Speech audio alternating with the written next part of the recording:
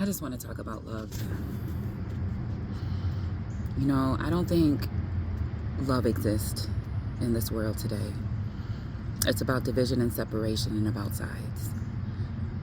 And the hard thing about me is I'm an individual who can see both sides of the spectrum. I can see the good and the bad on both sides because good and bad exist in this world. This world is a world of duality, but it's a single world. It's a single entity. It's one rock. Okay? And on this world, there exists good and bad. And when we talk about choices, is it that you have to choose a side? Well, in that case, I choose my side.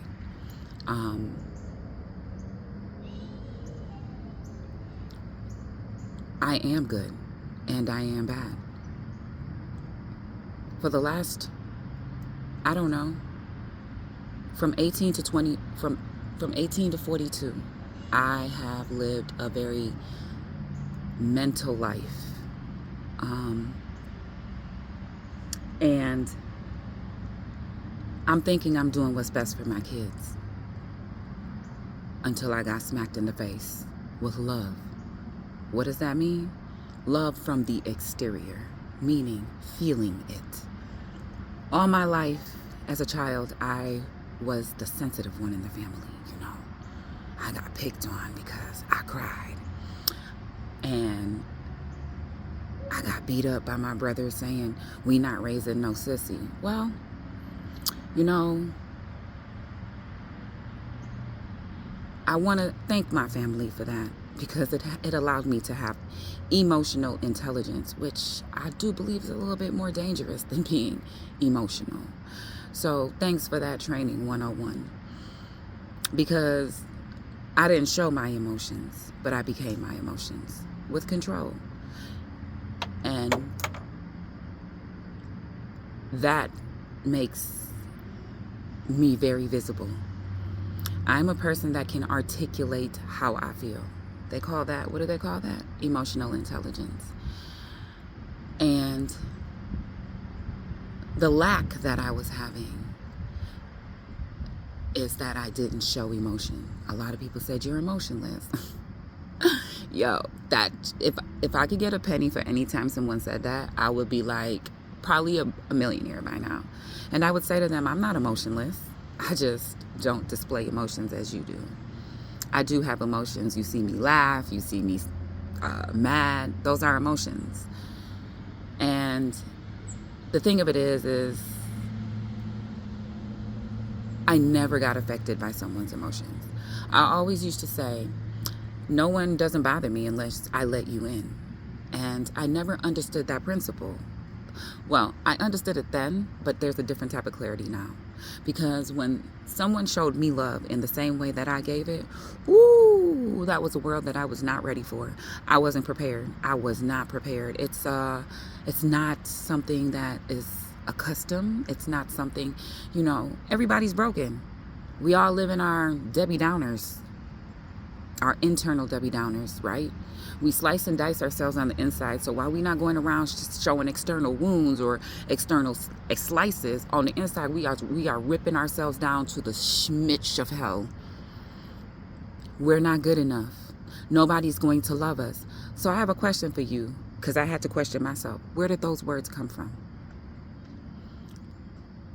We can give to everyone else great love, and then we get offended when they don't accept or appreciate our love. And I always say we love people based on what they need or how we think we should love them versus what they need. Well, I'm an individual, like I said, I turned into my emotions, and I had a lot of problems in my relationships because I know what I need. I want somebody who can discuss their emotions, who can confront conflict. So the part of me is I took care of the bad side of me first. And I love the bad side of me. I was like, shoot, this is who I am. I can't be nobody else. And I appreciated every aspect about me. Well, then I got the good aspects. And it was harder for me to accept my good aspects because you want to know what I was doing? Turning it and putting it to everyone else. And then I stopped. And whatever I gave somebody, I turned inwards. And I loved me first. Because there's nobody on this fucking planet that's ever going to love me the way that I love myself. It starts with me. And once I started loving myself in that manner, the attraction of love that attracted to me was unbearable. It was too much. It was too much. It was a struggle. I broke. And I think it was just because I was not safe enough in my body to be that comfortable to break. And through the breakage, I found a different part of myself. I'm still able to articulate my emotions. But the hardest part is feeling again. And it took me back to an era of when I got ridiculed to feel. I got made fun of. Well, I would say that this world is my military. It trained. But it started from the home.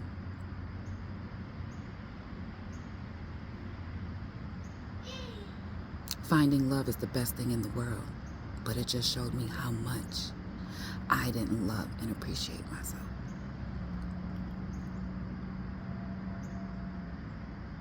You mirror what you think you are, what you expound upon in yourself. And it's not what you say to people, and it's not what you show, it's what you say to yourself.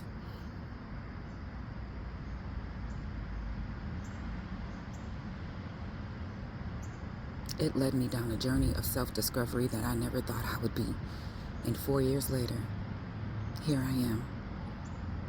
Still a work in progress. Will forever be a work in progress because for 42 years of my life, from 0 to 18, I had no choice.